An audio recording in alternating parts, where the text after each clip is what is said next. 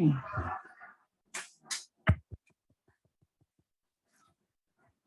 morning.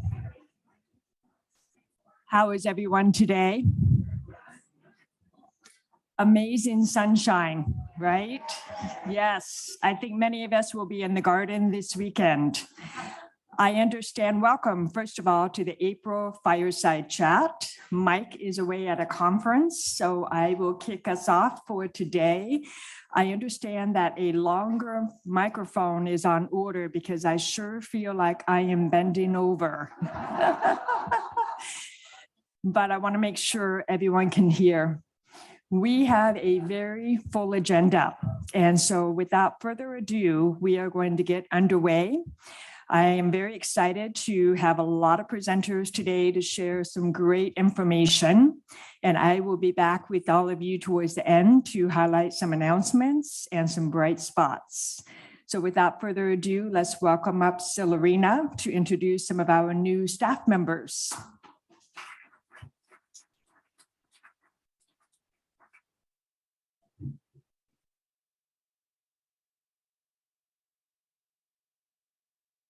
Good morning, everyone.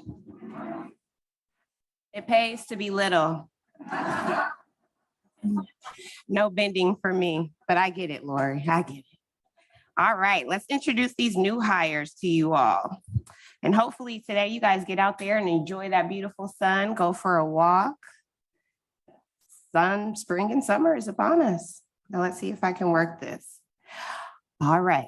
I don't know if you all have been seeing these beautiful faces around the building, but I'm happy to announce a few new hires that we have for the month of April. So we have Victorina DePrizo Jr. So Victor likes to go by Victor. If you see him, name tag will say Victor also, is joining us as the EVS tech. Victor comes to us during the mornings. It works about 6 to about 3. So if you'll see him, say hello, give him a wave. And then are any of you guys driving, coming to and from the garage? See a couple of hands. All right, so I don't know if you've been seeing this face with the red hair, new member in the garage. Her name is Stephanie Ramos. If you see her, give her a hello, tell her a great big welcome to Horizon House for us. And then I know you all are in the kitchen for dinner, for lunch. And so I don't know if you all, she's behind in the kitchen. And so you don't get to see her coming out. She's not a server. But we have Na, who is working hard in the kitchen to make sure she gives us that wonderful food that we love. And then we have another member of food services, Khan, who is joining us as a dishwasher. If you see Khan out and about, maybe on his break, give him a hello and tell him welcome for us. And then I know you all are probably going by the front desk, asking for assistance, figuring out what events are going on for the week. And so we have a lovely young lady. Her name is Sagan. She's the newest member of the reception team as our front desk associate. And then another garage member, Jeremy started last week, so he's the newest member on our team, and Jeremy is our garage attendant and parking valet. And just to let you all know, I just onboarded 3 more people, and I'll be introducing them for next month's Fireside Chat. And now I'm going to go ahead and bring up Valerie so she can introduce to us our newest residents joining our community. Thank you.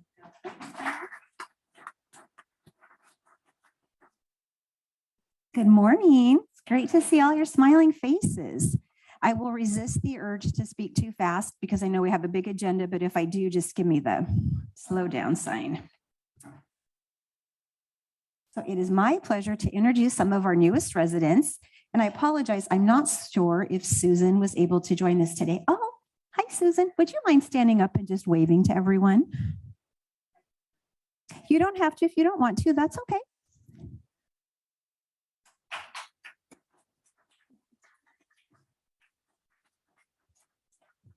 Thank you.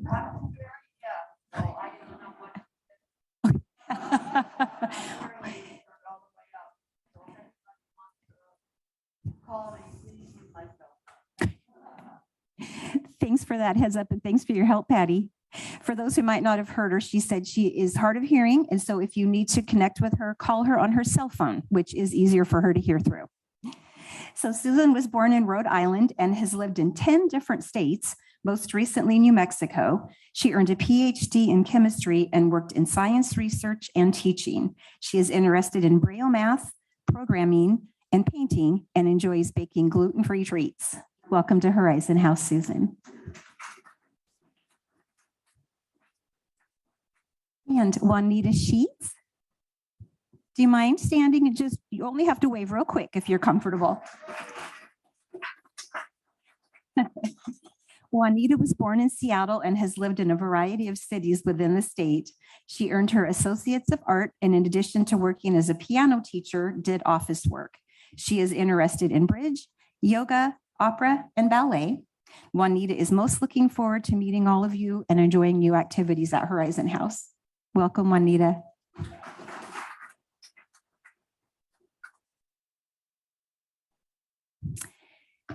And I don't think John and Dinah are here. They're very busy people. They moved in before the holidays and have not been able to join us. So we're going to go ahead and introduce them, and maybe we can have them wave the next time they can join us in person. Dinah was born in Salem, Oregon. She earned her BA and MS from Stanford University and is a longtime volunteer. Dinah is interested in bridge, reading, travel, golf, and walking, and is a member of Women's University Club and Magnolia UCC. John was born in Seattle. He earned his BA from Whitman College, served in the U.S. Navy, and worked as a stockbroker. John is interested in reading, golf, skiing, and hiking, and is also a member of Magnolia UCC. And welcome to Horizon House, John and Dinah. Maybe they're watching. And I know we have one half of this fantastic duo here, John Coburn. Lynn was not able to join us today. Oh no, he said she took a spill. Well, we'll get her to wave next time. And now she has all of us sending good thoughts. John was born in Everett. He attended the University of Washington and worked for Rainier Bank for 40 years, where he claims his favorite activity was foreclosing on widows and orphans. I thought whether or not I should include that, but it's too appropriate. John is a member of the Broadmoor Golf Club and Seattle Tennis Club and a former Horizon House Board of Trustee. Thank you for your service there. Lynn was born in Seattle. She attended the University of Washington and worked as a teacher. Her favorite place to spend time is at their Sandy Point home on Whidbey Island. Welcome to Horizon House, John, and to Lynn as well. And Mr. Ron Schwartz in the back.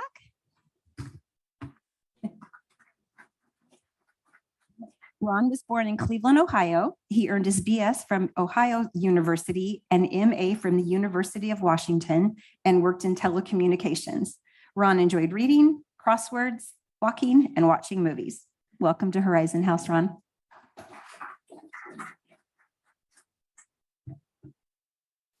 And Gary and Ann Blinken.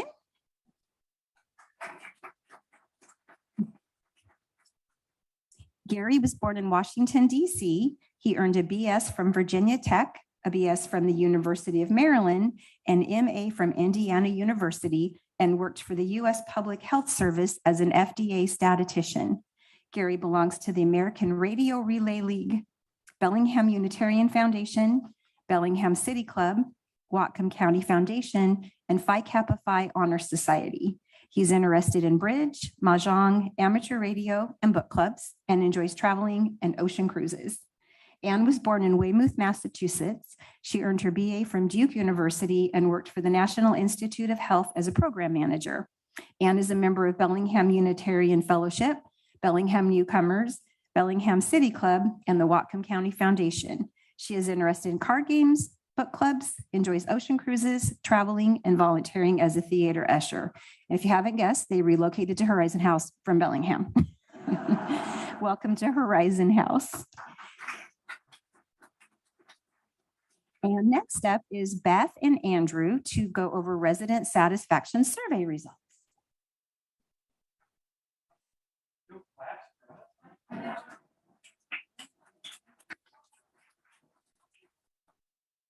Looks like we planned that too, coming from different sides. We didn't plan that, no. Okay, so you guys may have remembered at the end of 2022, you took a yearly survey that you take every year to kind of see how you're feeling about Horizon House and the different things we offer. Through that survey, we also came up with a new team called the Resident Experience Team. The Resident Experience Team is made up of multiple employees from multiple different departments. Why we thought this was so important was because you guys intermingle and talk with us in all these different capacities. And it's important for us to know how you interact with us and how we can help you guys have a better experience. But along with that, it's also about, yes, we get all this great information from the yearly surveys, but how do we actually drive change? So that's what we put the whole team together for. I'm going to list everybody really quick. I'm sorry if I forget anyone. I did write the names down though. So on the team, we have Joan Hudson, we have Beth, we have Brian Levitt, Brian Byers, Jeff, Andrew Harris, this Andrew, Anna, and Risa and Charlene. So again, it's a wide array of different employees to help give you a better overall experience. And Erica, oh my gosh, thank you. Whew, I hope I didn't forget Erica. Okay, so going through that, we started with this new survey platform called Qualtrics. What's so great about Qualtrics is that it gives us the ability to do many different types of surveys. So if, say, from one main survey, we find out, hey, maybe we should do a more in-depth pulse survey on a certain other subject. That's what's so great about this new platform that we're using. And again, this is all to hopefully drive change that you guys can actually see as we continue to move forward.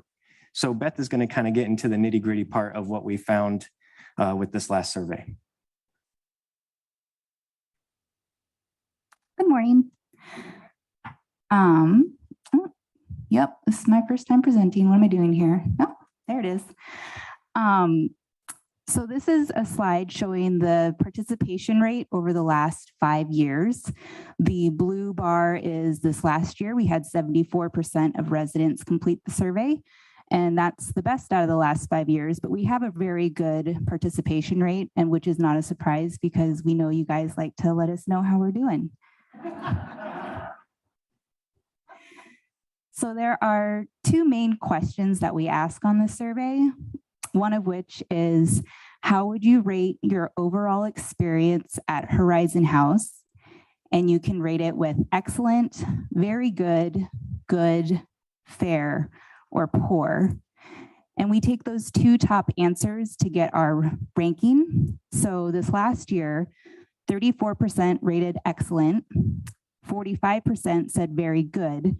That combined is 79%, and that's the number we go with for our score for comparison. And then this slide shows the past 5 years. The blue is 2022, with 79% of people rating excellent or very good for their overall experience. But I also want to point out that in previous years, we used the term, how would you rate your overall satisfaction, rather than saying overall experience. And we changed it to the word experience because, like Andrew was saying, is we want to make changes for you guys, and we want to know, how is your experience? What can we do to make it better?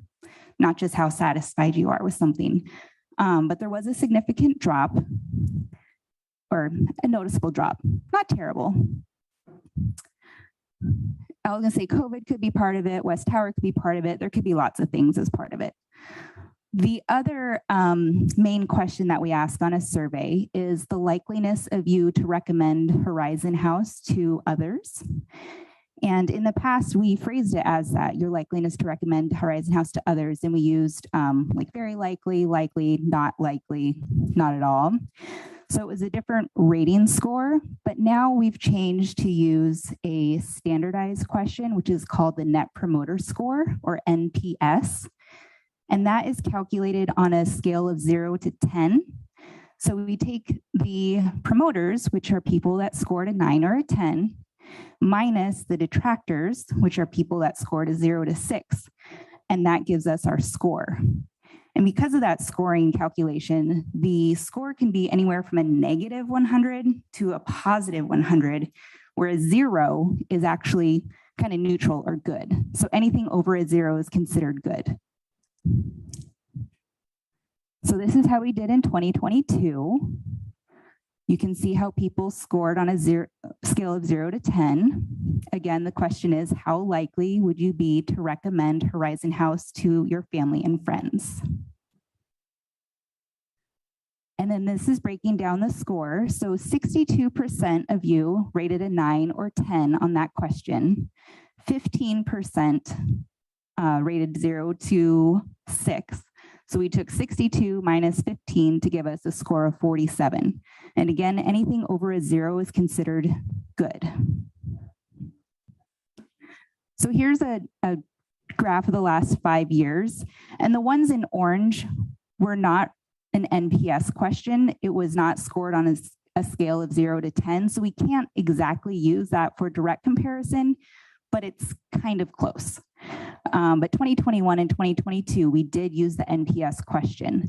So again, anything over 0, higher than 0, up to 50 is considered good. Anything over 50 is considered excellent, and anything over a 70 is considered world class. So we rated a 47, which is almost excellent. So that's kind of the basic overview for the 2 data points that we look at, mainly on a survey. And now Andrew will kind of talk more on other conjunctions we made from the data. You thought you had enough of my face. Sorry. Okay, so first I want to talk about the bright spots that you guys commented on. So again, it shows 221 comments of 190 responses on it. So the bright spots were the staff. That means you guys said we were excellent, helpful, friendly, nice, kind, good service, helpful, efficient. I'll pay you the money later. So thank you, thank you. Some of the things that didn't surprise us comments were around the West Tower. I think at that moment in time, there was still a lot unknown about the West Tower and maybe a lot of anxiety around it. But then along with that, there was a lot with the elevators, which maybe I shouldn't have said anything. So with that though, again, this whole group is about how do we drive change. So looking at those areas of opportunity that I kind of talked about, the elevators, we changed elevator servicers. Not only does these servicers provide faster service, they're going to do routine maintenance, and they're going to be on site a little bit more. Now, I won't get into the nitty gritty about the elevators because that's not my specific area, but we know that it is something that we're working on and we're going to continue to work on because we know that it's a want and need. Along with that, we had a lot of talk about the dining and specifically about the action station at the bistro. We have brought that back. Now, staffing changes has made it a little hard at times, but we're going to continue to the best of our ability to make sure that the action station is at the bistro. One thing that kind of stood out to us just a little bit was how we scored around kind of our emotional and spiritual needs. Now, we don't think that it's anything that we provide here because we know that we provide a lot of great classes and programs around spiritual and emotional help. And we know that they're highly utilized, but it was more how can we better help those areas? How can we better help you guys? We know that COVID has been pretty hard on us. The anxiety again around the West Tower has been very, very high. So maybe that's an area where we can do a pulse survey to see really deep down a little bit better how we can add other things that you guys really find more important. Because again, I know that both Erica and Linda do amazing jobs, and I know you guys know that, and we add so many things here, but how do we help get that out? And then how do we help evolve it so that we can continue to give you exactly what you guys are looking for. That's really it. We'll continue with all of these pulse surveys with this team. So expect more targeted surveys as the years go by. That's what's, again, so great about this Qualtrics program. And hopefully we can use it to really drive the change that you guys want. That's it for that. I get to announce my team next. So if Brian and Deborah want to come up. You guys are getting so much of my face today.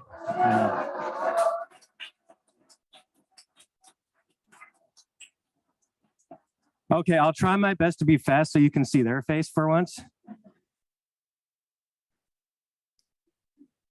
I also know that I can be long-winded. You know that if you've been in any of my classes. So I will try my best to talk fast.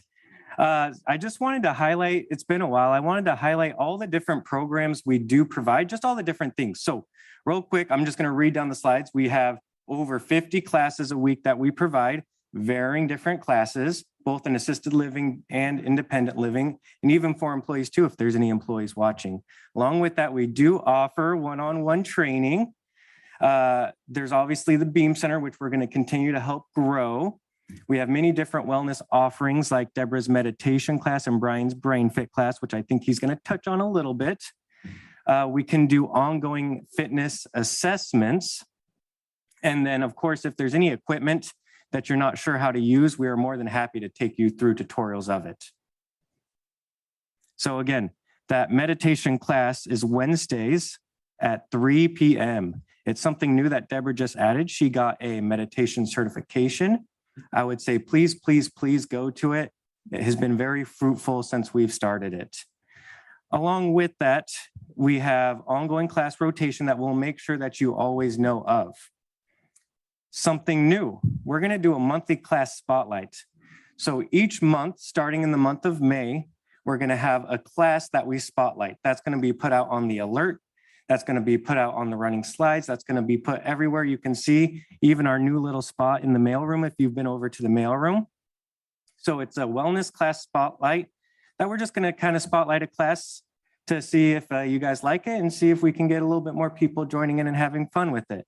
Along with that, we're going to bring back the monthly wellness newsletter.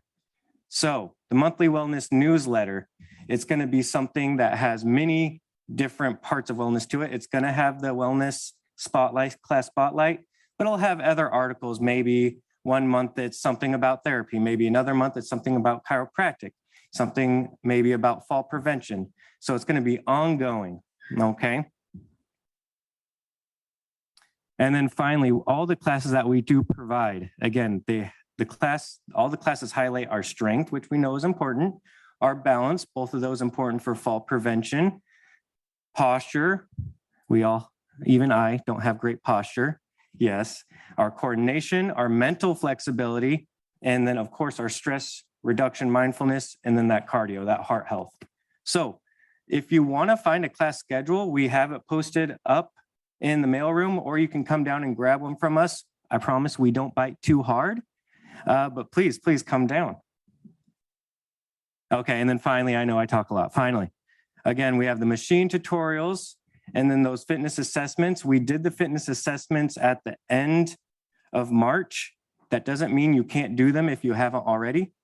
Just come down and make an appointment with us. And Brian is next. Good morning, everybody. Some of you may recognize me from television. Sorry, I said that before. I know it's bad. All right, so I just recently completed a brain health trainer certification. It was a long course, and I've developed a brain fit class. And we all know how important it is to keep our brains healthy. So what I'd like to show you, first, let me tell you what this is about. So brain health, also known as neuroplasticity. Okay, I'm going to read this now. Also known as neuroplasticity or brain plasticity is a process that involves adaptive structural and functional changes to the brain. So that's a fancy word for saying we're going to do some fun exercises in the class to help with your brain. Okay, and I'm going to give you a demonstration of that. We're all going to do it together in a moment. So what does this mean? Brain health is an important component to all of our exercises, all the things that we do to keep ourselves healthy. So we have resistance training. Can anybody give me a resistance training exercise?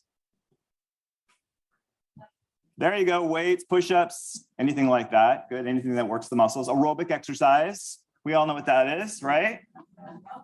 Yeah. Skill-based exercises like dance, sports, martial arts, all those sorts of things are good for the brain, okay? And what my class focuses on is cognitive enhanced exercises. So that means we have a fun 45 minutes downstairs in B1 on Monday and Thursday from 1 to 1:45, where we do a lot of fun different exercises. How many people have taken my Brain Fit class? Look at all those people. Look at all that brain healthness happening.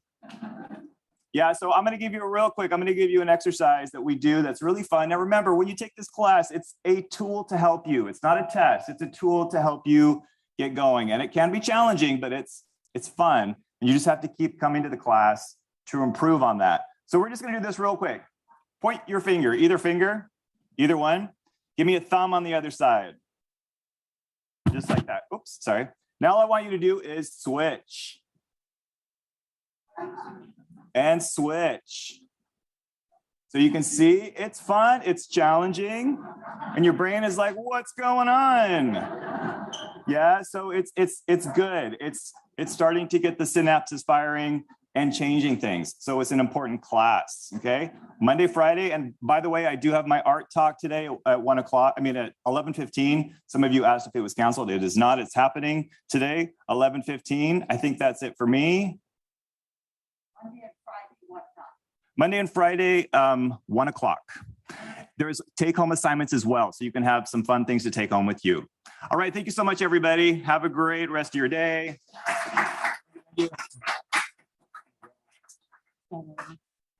That one. Yep.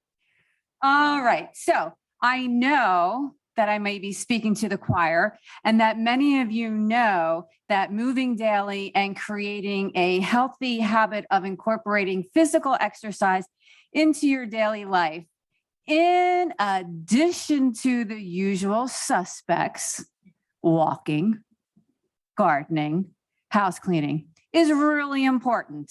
And that leads me to, how many of you attended the workshop back in the fall with Dr. Christopher Rhodes, the mindfulness-based stressful reduction master? Raise them up. Yes. Do you remember when some fabulous person asked the question, what is the most important thing we should do for our physical well-being? Anybody remember that question? Anybody remember the answer? Specifically, what exercise? Because I was dancing in the back. I was ready to kiss them. Cardio.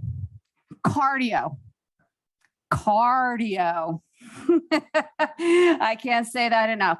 And one of the important things, as you can tell, Brian and I and Andrew are on a kick of wellness and brain fitness. When you are able to participate in cardio activities for an extended period of time, which is about 30 minutes, 5 times a week. That doesn't include your warm up or your cool down. And age appropriate cardio. Everyone can do cardio till they're 100 and something based on your age. When that happens, when you get into the zone of being in that 30-minute where you're sweating and you're like, oh, I can talk, but it's a little hard. That's the place you want to be. That's when the chemical BDNF, brain-derived neurotropic factor, kicks in. And that is where what's good for the body is good for the brain. Scientific studies have consistently proved that cardio exercise can help protect the brain from cognitive decline and perhaps even improve cognitive function when issues arise. It's not a surefire thing, but it's an excellent tool that's offered right here. And so your brain can grow. Your brain can grow and expand at any age. So that is the cardio talk for the moment. As Andrew suggested, Meditation Wednesdays might seem like a polar opposite here. I'm just trying to get you into my cardio classes, but they're polar opposites only in the amount of effort that is required. Other than that, both encourage and create physiological change in the brain. So come see me a couple times a week. And the next one, ooh, wrong way. A piece of paper landed on the computer and it went back many pages. Okay, so what is important for you to create in your life to have the life you desire? Most of you want to be able to go do things. You want to go see your family. You want to be able to go to the store. You want to be able to come down and have a cup of coffee like Jim in the back. Cheers. And so to do that, to maintain what you have, if you want to continue having quality in your life, you need to maintain or continue to build. And so I'd like to encourage you to come down and allow the wellness team to be a part of your continuing expanding safety net as we can support, encourage, and watch you gain the additional benefit of confidence in your life. There's that. Okay. Last but not least, last subject. If you're thinking that class is, it's out of reach for you, I'm not physically able to participate. Couple of possibilities. One, maybe talk with one of our physical therapists to see if there are direct concerns that they can address. And two, when you come down to our classes, you are in control to make any modifications, any adjustments that you need, because it is your practice. And it's always your practice. And finally, don't let a seated class fool you, please.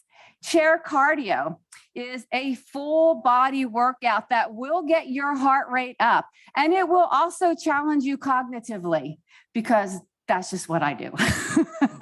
That's a part of it. If you come to chair yoga, yes, it is calm.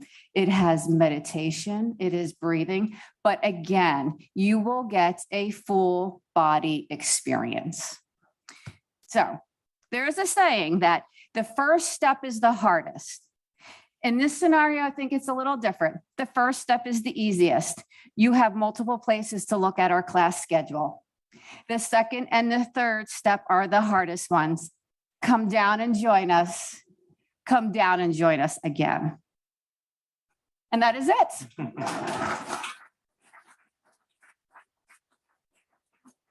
Okay, final thing next, I'm going to introduce Divya and the Infinity Rehab team. Give a hand for Divya.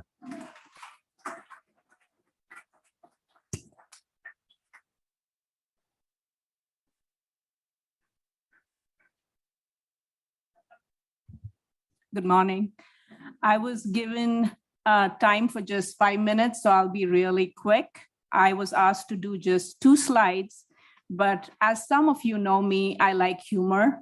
And when I first saw this sentence online saying shake, rattle, and roll, I thought about Horizon House residents. In the 5 years I have worked here, I've always thought that if Olympics would have a senior team, Horizon House residents would qualify. I really think so. So kudos to you before I get started here. I'm not sure how I change to the next slide. Oh, okay. Thank you. Our Infinity Rehab has been vendors with Horizon House for the last 8 to 10 years. I worked as a physical therapist here for 5 years, and I'm here to introduce my team with the new occupational therapist and speech therapist that we've added to our team.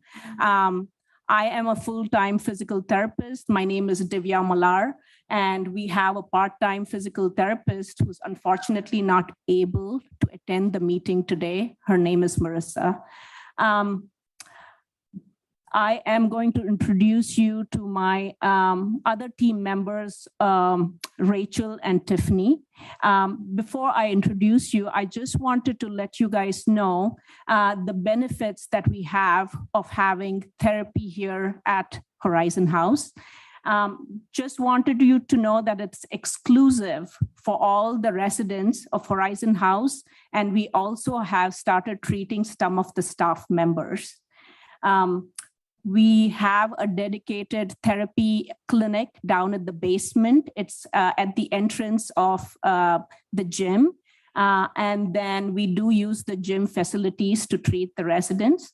Our services are covered by most of the insurance carriers except Kaiser. We do have a way about for Kaiser residents too. And so please give us a call if you are Kaiser members, and we'll be happy to help you. Our appointments are Monday to Friday with appointments only. And then I've added our phone and fax number. So just in case you want to get connected with us. So here's by introducing our occupational therapist, Rachel Wick. Hi, everybody. I'm a little bit taller, so let me know if I should, crouch. I can do that. So I'm an occupational therapist, and I kind of wanted to see a show of hands. Who here has had occupational therapy or who knows what that is? Okay, wow, lots of you guys. That's great. I'm glad. But for those of you who did not raise your hands, I am not going to be getting you a new job. So don't worry about that. You guys have worked hard enough and you get to enjoy the retirement.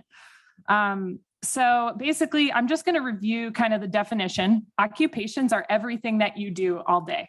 So that is a very broad range of things, right? So basically, my goal is to help you continue to do those things to the best of your ability, to have fulfillment in your life and to have meaning in your daily life. So oftentimes that could include really basic things like getting dressed, getting out of bed, getting to the bathroom by yourself safely, or with support if you need that. But it can include other tasks like meal prep or managing your schedule, managing your medications. Also, I take a look at the home environment so we can create a very safe and accessible place while preventing falls. If you have reduced hand or arm function, we can work on that to help you be able to do things with your hands again. Cognitive decline and memory loss are included in this. So really anything that's going on that's impacting your ability to be functional and independent, that's something that I can help with. I think that covers it. And I'm going to hand it over to Tiffany, our speech therapist. Thank you.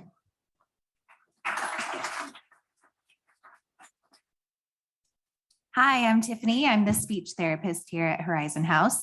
I am a speech language pathologist, which doesn't always clearly define what speech therapists do, but we help people with acquired language disorders, such as, speech and language, such as Parkinson's disease, if you're whispering or talking really softly, if you've experienced a stroke and you're regaining your ability to comprehend or use language, we can help with those sorts of things, but we also help with cognition, whether it be orienting yourself to what day of the week it is, what year it is, so that confusion doesn't set in if you're having difficulty with that, delayed recall if you're having trouble remembering things, long-term memory if you or someone you love is going through Alzheimer's disease. We could work on maintaining our access to long-term memory with those sorts of situations.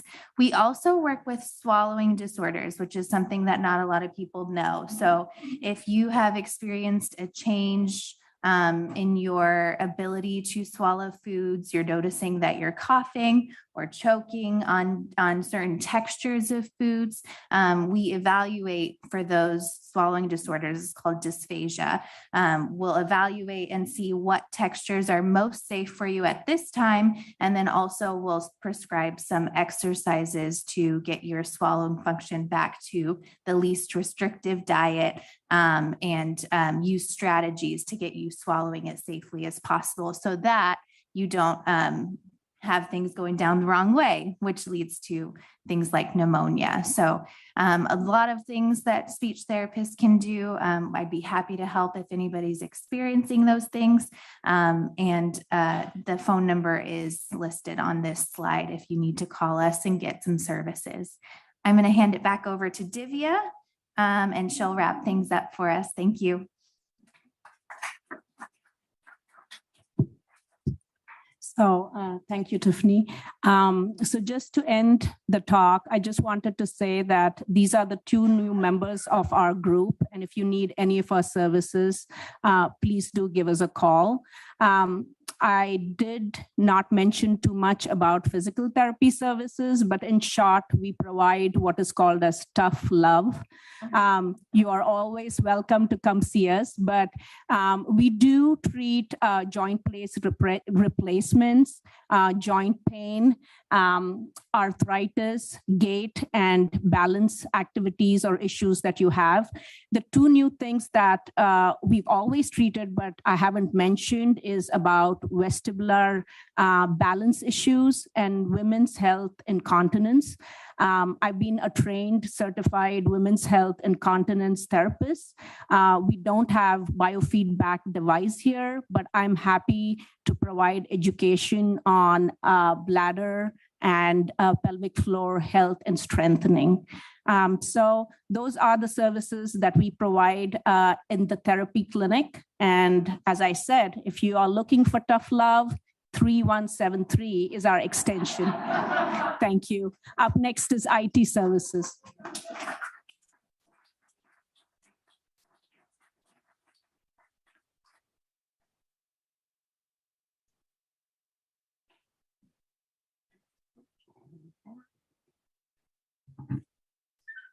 Let's see, do I qualify as tall? I like this microphone, I feel tall. I just wanted to take a moment to introduce Andre. He's the newest member of the IT team. He joined us last month. He took over the role Devin used to have. I was out actually the other night with Devin, and he sends his regards to everyone, so I'll wave on behalf of Devin. But I've asked Andre to come up and speak a little bit about exactly how the service desk fits in with IT and what his team does. So he works mostly with Nika and Michael, and he'll give you an overview of the services and how things are going for the team. Thanks.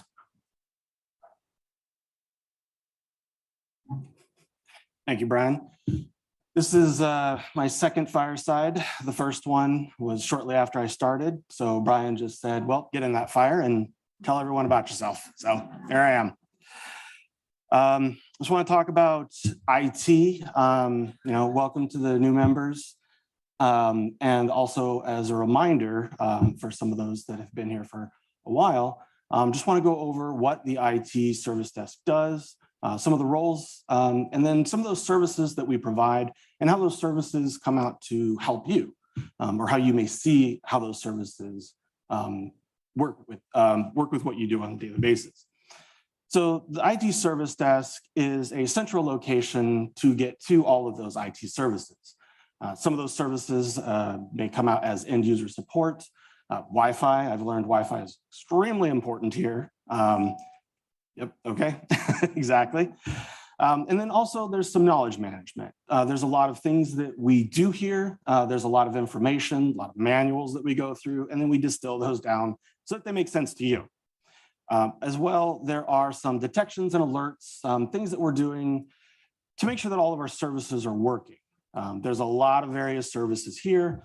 I'm learning them all. I have not learned them all. There's many more. But it is about automation and integration. That's a big thing in IT. But what that comes down to is one point where you can go in and see many things. That makes it easy for you. When we integrate things, you can get to many things from one place, ease of use. That's making technology work for you. And that's what we try to do. So just want to introduce the team, some of the roles that they have, because we do have all of these varying services, and we do have some specialties. We have to have specialties because there's too much for any one person. So I'm sure a lot of you are familiar with Michael. Michael, our first point of contact, And Michael helps triage initial things.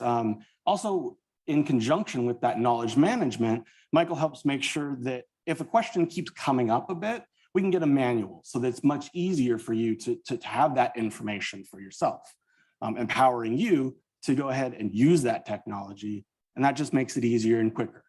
And so that's why we want to focus on that knowledge management and have Michael out there helping assist and see where things are going, as well as Nika, which Michael and Nika work very close side by. Oh, there we go. See,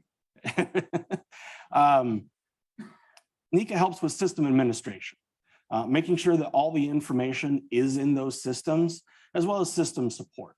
So that means that, if one system stops talking to another, things start breaking. And then Nika's there to make sure that the information is where it needs to be and make sure those systems are talking to each other. As well as working with Chad. Not sure how many of you see Chad. Chad does a lot of infrastructure work. I have a picture that relates to Chad. You'll see it.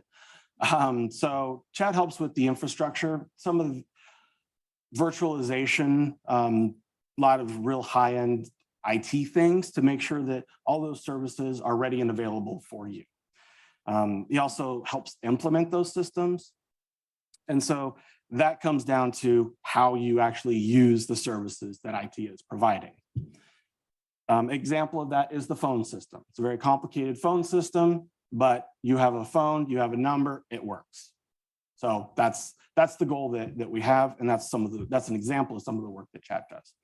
As far as my role, daily IT operations, working with the various departments, and especially making sure that you all have a good experience when you do need to call on the service desk to make sure that services and the information are where you need it. Also, I serve as an escalation point if we're having some issues. I will take over that and then make sure that those services are back to you, or I'm communicating to you where we are with those services. Sometimes things are out of our control, and I want to be that point to make sure that you know what's going on, and set those expectations to let you know where we are. And then, of course, there's Brian.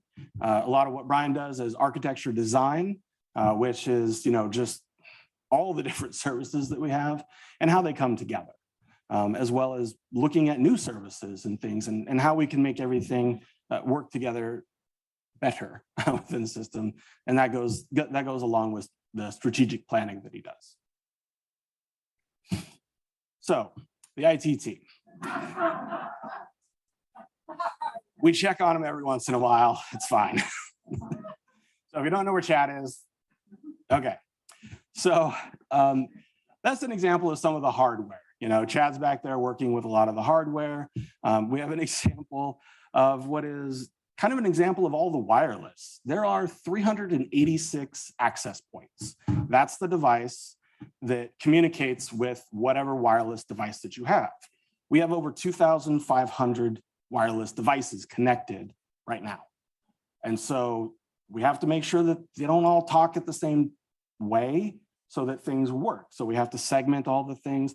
There's a lot of configuration that goes into that, as well as I like to use this wheel as an example of just a very small amount of what Office 365 does, which is some of our business applications, as well as some of the other applications, K4, things like that, how all those pieces integrate together to provide you the things that you use. And so this is just hardware, the configuration of all the devices trying to talk, as well as software.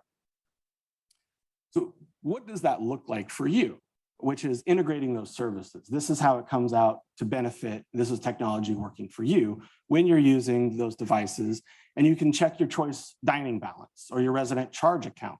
That is multiple systems talking to each other to relay that information in a way that's easy for you to access it. So, accounting can be doing complicated spreadsheet work. You just have to ask a question, and the information is readily available to you. And that also comes out in the K4, the Echo Dot, when you say, what's for dinner? And then, of course, that information is in the system, and it's able to be relayed to you. So that is an integration of some of the work that the dining staff is doing, and then how IT puts in those devices that talk to that and gets that information to you. TV signage as well as some of the technology here in the Anderson Hall. IT is taking on a number of things, and audio visual is one of those things. A little bit newer to IT staff. Usually it's more back-end system things and configuration, but now taking and incorporating some of this audio video so that we can integrate all those things together to make it seamless. Really, that's the goal, is to make it easy and seamless. I know that you're all aware that that is a very tough road, but it's where we're trying to get to. And then after we integrate all those services, just real quick, different areas of those services that we work on, just to let you know that, IT, even though, you may not see them actively out and about doing things, we are back in the office sometimes working on all these various things. And then these are the different areas of services that IT is working on, which is internal services, a lot for the Horizon House staff, making sure, again, that the accounting system is up and running, that maintenance has their computers working so they can enter all their things, and that goes to staff support. And then just a very large part, which is cybersecurity. I think everyone's seen that in the news, how important that is. It's really hard to explain, but as far as once you're on the internet, it's international waters. Just it's crazy. And so it's about making sure that our systems are secure. I think the average is if you plug something into the internet, you have about 20 seconds before someone from a foreign nation tries to touch that device. That's about what you've got. So we make sure that that device is secure, does not respond how it shouldn't, or is not open so that people can get in. So cybersecurity is a very huge part of what we do. Very serious for those reasons. Also the resident support, which I'd mentioned, the Wi-Fi, I know that's very important. We work on that quite a bit to make sure that it works, and making sure that we have that coverage for this very large space. 381 devices, that's a lot of access points to cover. So, and then telephones, as mentioned, making sure that your telephones work. And then, I think that's a pretty good part, making sure that everything you can dial out and dial in. So, and then also sometimes we need to engage external partners to help the IT team with what they're working on. So many different apartments and devices, 2,500 devices. So that's why we partner with Peel Tech, so that when you do have personal devices, the IT team really can't cover the breadth of all the various devices that there are out there. So we engage with Peel Tech to make sure that they are on site and available for you to schedule time with them so that they can sit down and go over those specific things that you may need. And that is Tuesdays and Thursdays, making sure with Brian, okay, Tuesdays and Thursdays. And then you can schedule a free 15-minute consultation with them to go through that. And then, yeah, that's a real quick overview of all the different services. And as far as, and then of course, one of the more important things is how do you get a hold of us, which is here, dialing 2703 if if you need to call. And then there is a small phone tree just to let you know. You can go, those are the different options that if you need to, we can get to a couple different places. If you need, appointments with Peel Tech or you're having issues with the wireless. Or you can also email ITSD, IT Service Desk, hopefully I'll help you remember, ITSD at Horizon House. And then the hours, we don't want to discourage people from coming to visit, but sometimes we are out and about helping all the different areas.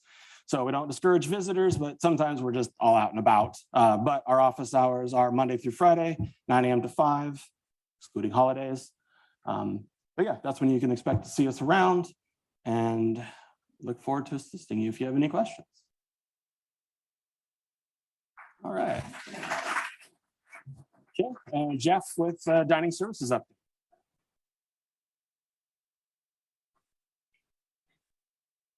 All right, thank you, Andre. All right, so want to just start off. Last month we celebrated Easter, so I have some nice pictures from that. I guess I'm doing this right. There we go.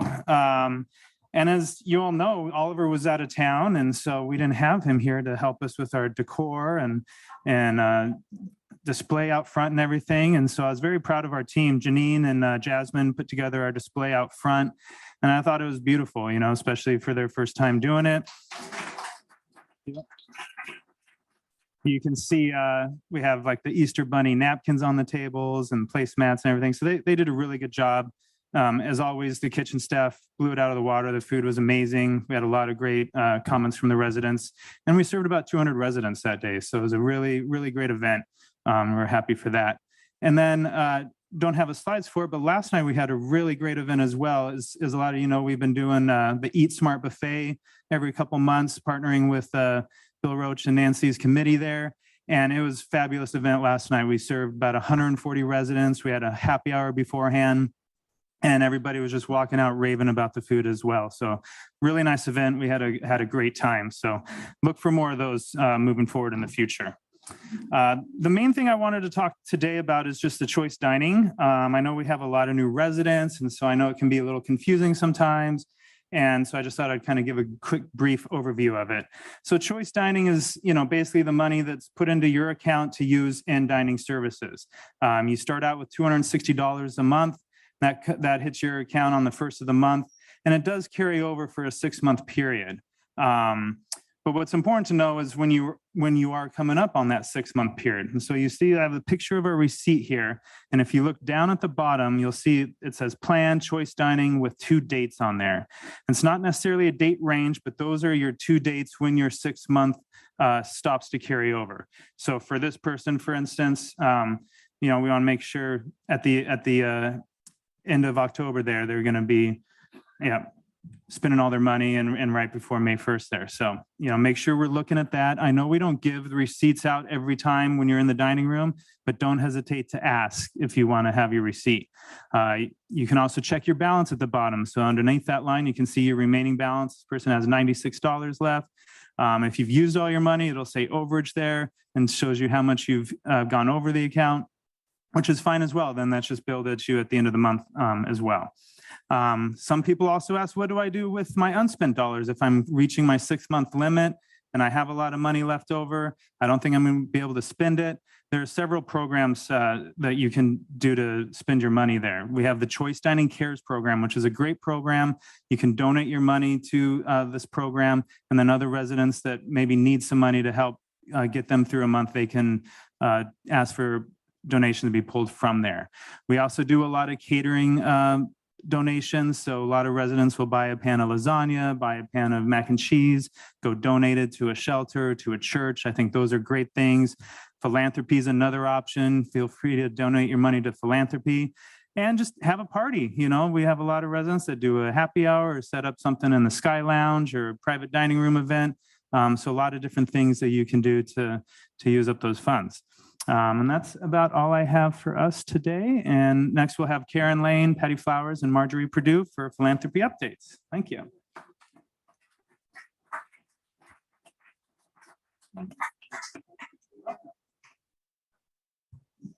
Now let's see if I can do this.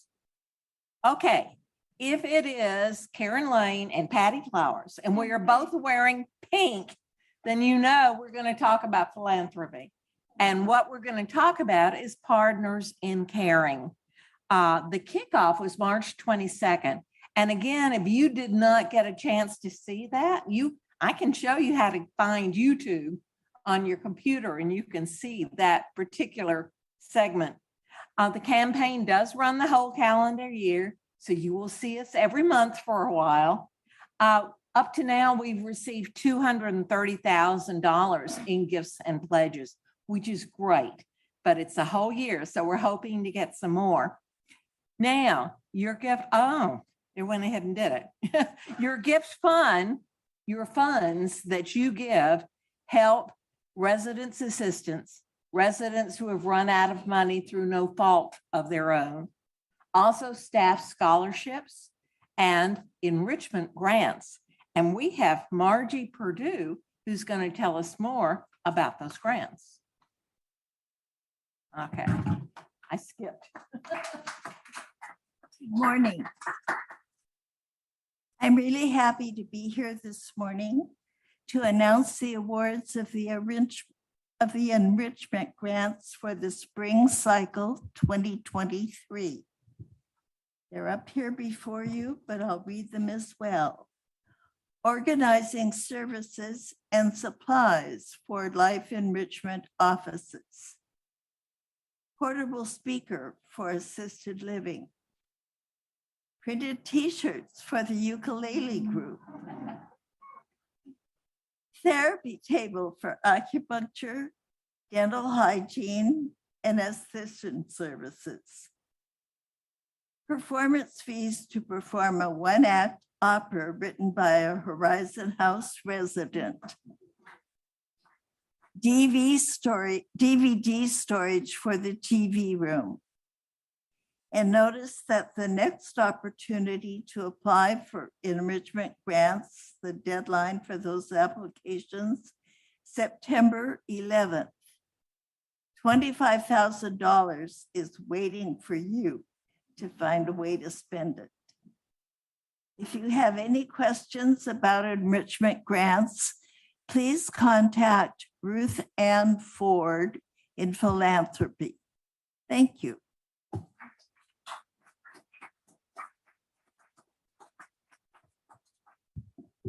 Oh gosh, I've got to find out how to do this. Don't leave me, Patty. Oh. There we go. Those of you who know me probably understand how much I love Horizon House. And one of the reasons I do is because of the culture of caring that exists everywhere in our community in ways large and small. We give to each other in so many ways. A lot of people think that when it comes to philanthropy, that's not for them because they're not rich or they don't have a ton of money. They're not a philanthropist or a technology maven or whatever. But the fact of the matter is, whether your gift is large or small, it matters. It matters to the people who receive these grants. It matters to residents who may not be able to continue paying for their care here. It matters to everyone. And especially, I should add also to staff who are eligible for scholarships along with their families. So whether your gift is large or small, please give. And if you have any questions about it, please call Charlene or Ruth Ann in the philanthropy department. Thank you very much.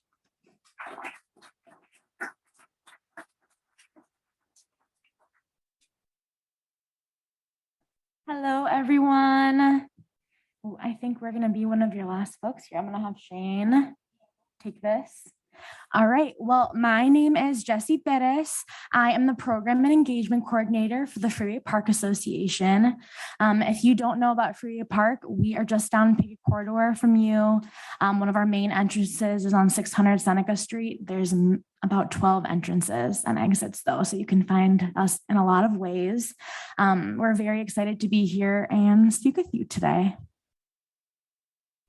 All right, so if you don't know who the Freeway Park Association is, I'm just going to tell you a little bit about us. So again, I said my name is Jessie Bettis. This is Shane Crawford, our Park Operations Coordinator.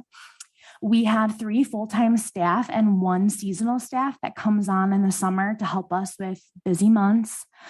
We were a neighborhood group that was established in 1993 when a group of concerned community members came together and wanted to reactivate the park and ensure it was safe and usable. We work in partnership with the Seattle Parks Department. We have a wonderful volunteer board of directors, Brian Holtz of Horizon House being one of them. And we have many community partners that help us to connect with folks like you all and to put on a lot of free and accessible programming for all. And Horizon House is one of them. So these are some areas and main tenets of our work: advocacy and stewardship, outreach and engagement, programming and activation, as well as community-based planning. So we advocate for the park. We advocate for its maintenance. We report its needs. We do outreach and engagement for community members, for folks who might require social services. We do programs and activation from everything from Zumba and dancing till dusk to movies and special events. And again, that are all free and accessible for all. And most of all, we hear community members like yourselves. And now I'm going to pass it on to Shane to talk a little bit more with you. Hi, everybody. So Freeway Park Association activates Freeway Park year-round, as you may or may not be familiar. In the wintertime, our programming focuses mainly on engaging with residents in passive programming while FPA staff may not be in the park. You may have seen us in Seneca Plaza between 6th and 7th along Seneca Street. In the wintertime, we pass out tea and treats to people who are passing through the park, just maintaining a friendly face, a positive presence in the park. We also have passive light art installations in the park during that time. Last year, we had an illuminated art installation series that ran during December. This year, just last month, we had The Clouds Are Lifting. One moment.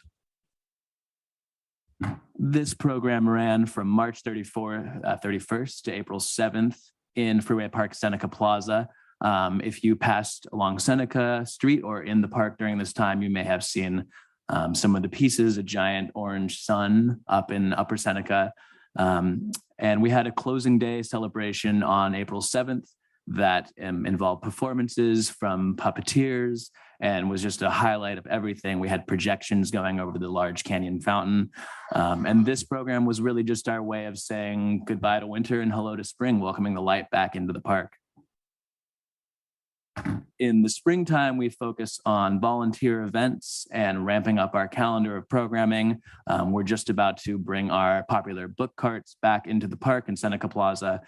We just had an Earth Day volunteer event this week, and next month we're having a neighborhood cleanup as part of the city of Seattle's 1 day of service. So we really like to use spring as a time to highlight to our park patrons that you can help and be an important integral part of beautifying the park and getting it ready for summer, which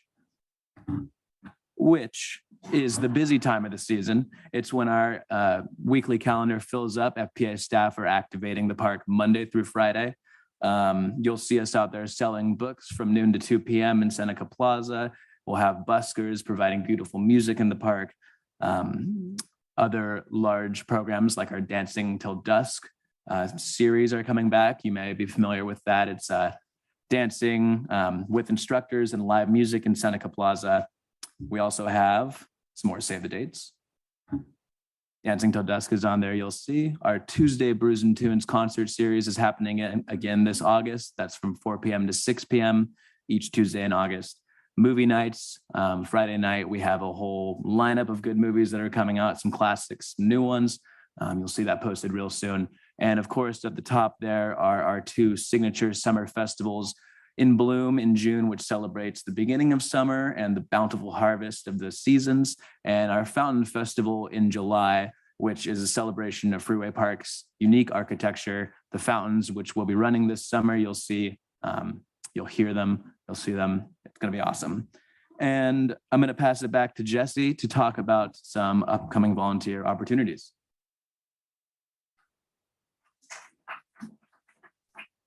All right, thank you, Shane. So here are some of our volunteer needs that we have. So as Shane said, there's our 1 day of service.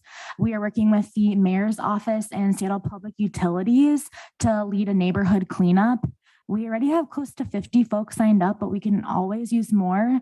We have Roots in First Hill that folks go in, and folks that also focus on the park. So all abilities and all folks are welcome. We'd love to have you on a Saturday, May 20th from 10 to 11:30. We also have a planting event that's on Tuesday, June 27th. That's going to be from noon to 1:30. So that'll be during our book carts and buskers hour too. So that'll be lovely. And the Seattle Parks Department will lead that. that. There are senior gardeners there, so you can ask them if you have any lingering questions about your garden. We also have painting parties that help us to have lanterns painted for our Fall Lantern Festival. We'd love to see your art portrayed and strung in the park. And that's going to be Thursdays in August and September from noon to 2. And then I'm also going to use this as a chance to plug our book carts because we are welcoming back book cart volunteers. So we'd love to have some regular folks from noon to 2, Monday through Friday from June through August. You don't have to be available every week, but we would absolutely love to have you. So if you're a book fanatic, we'd love to have you share that joy with others. And we'll be leaving information in your mailroom area, some cards for us, and a bunch of save the dates. But you can contact us through our website, freeparkassociation.org, or again, those cards and that information that you'll find in the mailroom. And I'm going to have Shane switch to the next slide for me. Oh, I had it right by me. All right. So the last thing I just want to say is that you can become a member, and that's something you could do today.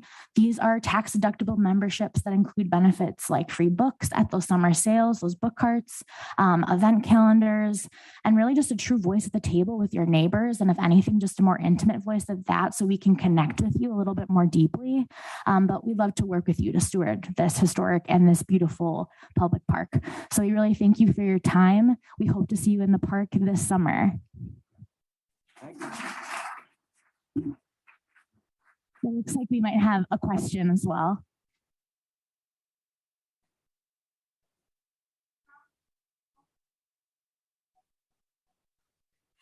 So they asked if the fountains are actually going to be on this summer. This has been an ongoing project for 5 or so years. The fountains have been being retrofitted, our main cascade and canyon, as well as the American Legion that's closest to you all. Yes, I'm going to say yes, it is true because we're manifesting it. Help us send that good energy. So by Fountain Fest, they will be on for all to enjoy. All right. Thank you so much.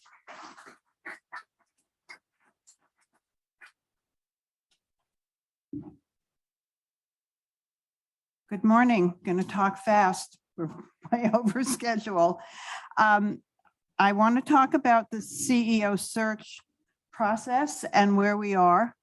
For those of you who don't know me, I'm Deanna Nelson. I'm president of the Residents Council and also a trustee and a member of the CEO search committee. So for those new people who say, think, who is this person? I have some official standing, not much, but some. So there's a timeline. I talked about this at the resident council meeting, but I didn't have visuals. Emily was nice enough to do this for me. There's a timeline of how we went through this process. Last fall, the trustees engaged the DEFID group to help with the search. I was not a trustee at that point, so I wasn't involved in that. But it was a very excellent decision that they made because the DEFID group has been fantastic. They've helped us enormously. In January, the DEFID group started to search for candidates. And today I found out that they reached out to 2,000 candidates. They had head-to-head one-on-ones by phone with 250 candidates. And they got 80 resumes from these meetings. And we started meeting with DEFID in January, at the end of January, and bi-weekly meetings to go over the process and start the process. In March, they had narrowed it down and they presented us with 12 possible candidates. From those, we chose 7 to interview on Zoom, and then we chose 3 to interview in person. And those people were here the week of March 10th.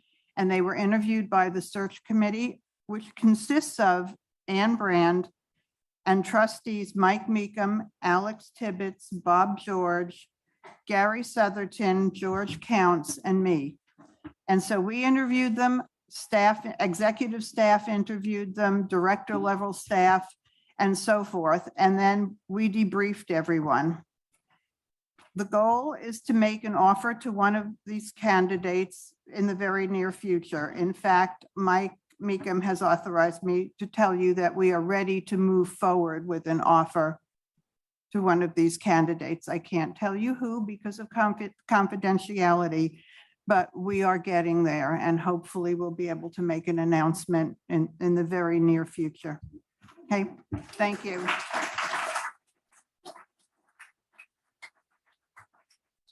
Thank you very much, Deanna.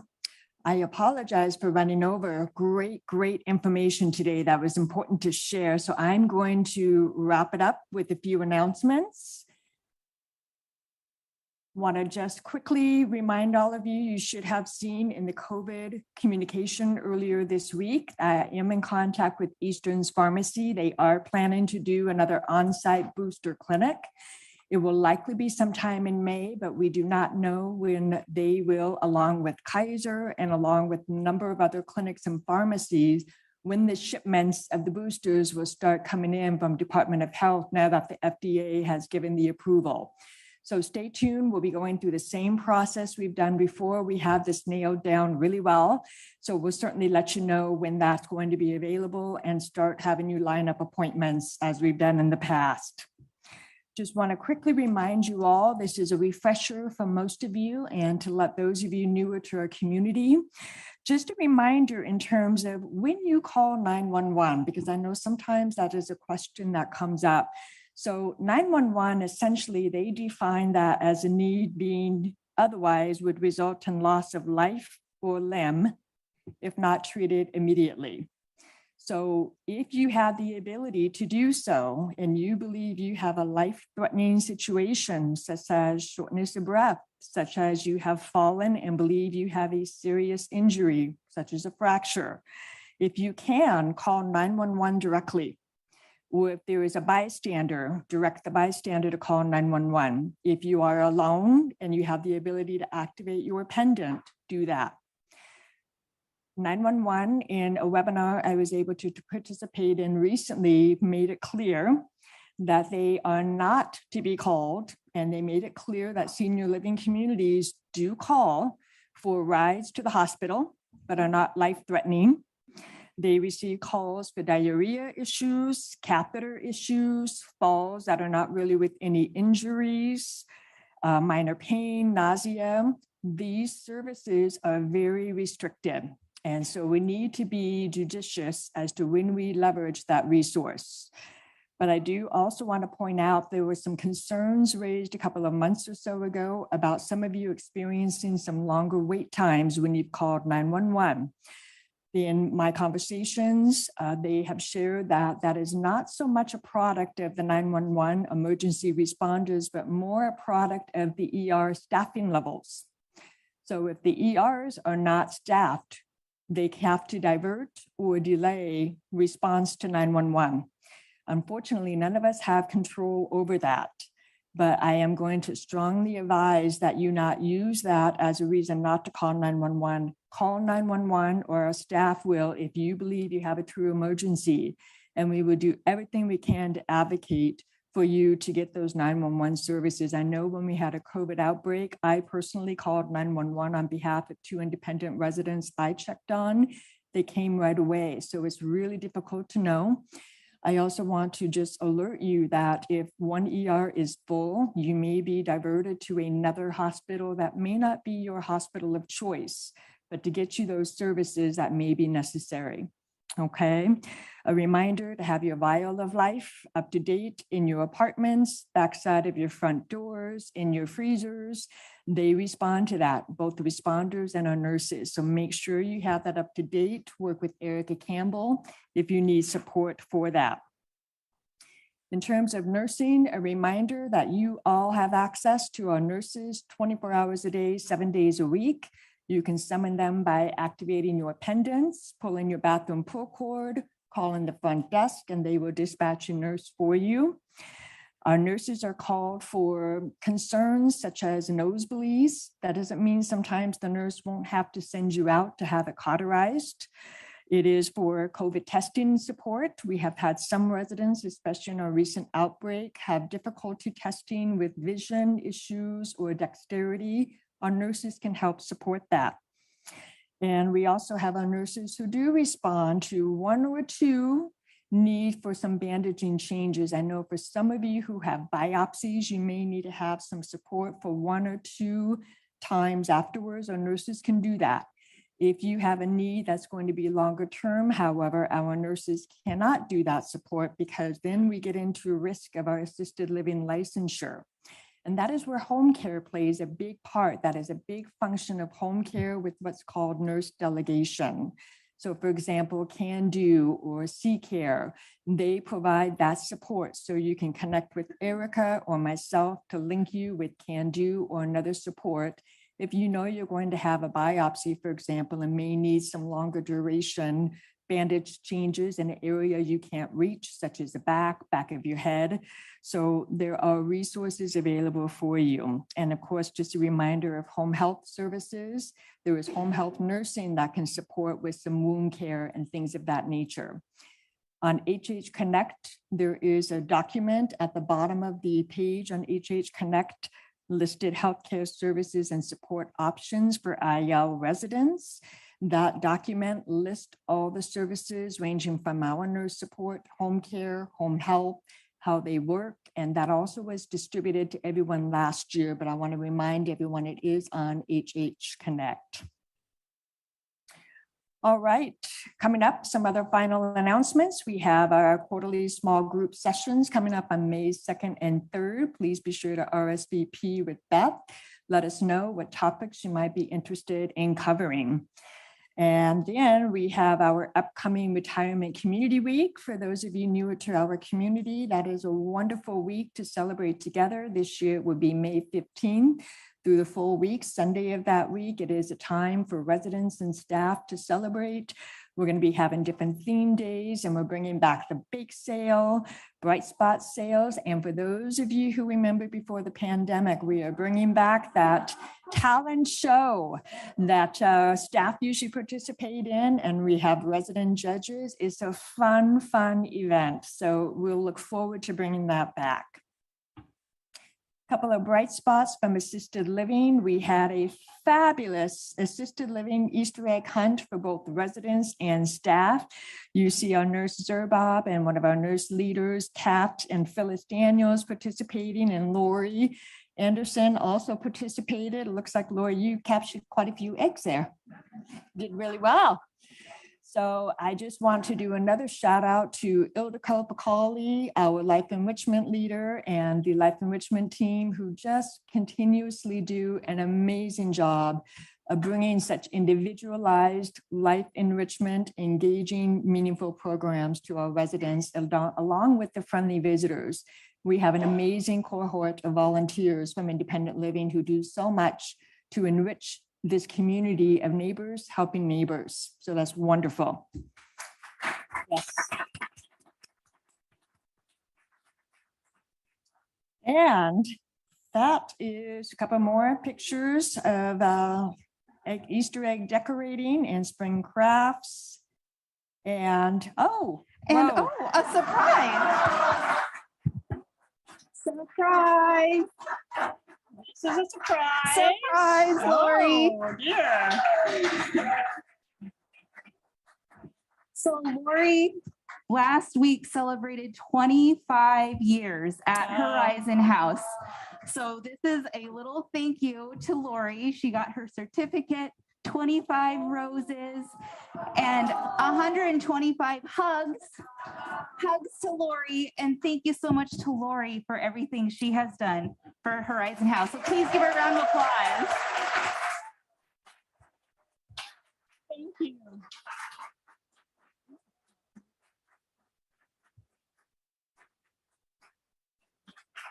Thank you so much. What a surprise. This is a surprise. I'm going to share the Hershey's. I had oral surgery recently and I'm on a modified diet for a while. So you help yourselves because I can't eat chocolate right now. Thank you. It has been truly an honor and a privilege to work alongside all of you and the amazing staff that we have here. I feel very, very grateful for the opportunity, and I look forward to continuing to serve you and serve with you. And I have to say that while I learned so much from the staff day in and day out, I learned a tremendous amount from all of you. I am surrounded by mentors of every walk of life, as well as our staff. Our staff is a gift, and they come from all walks of life, amazing diversity, amazing experiences.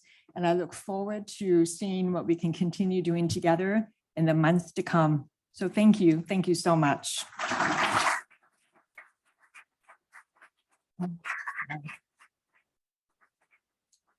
And I started when I was 15. All right. Again, apologies for running over. Lots of good information. We'll take 1 or 2 burning questions. Otherwise, I'll stick around for a few minutes afterwards. Are there any burning questions? All right. Enjoy the sunshine. We'll see you again next month and have a great weekend. Bye-bye.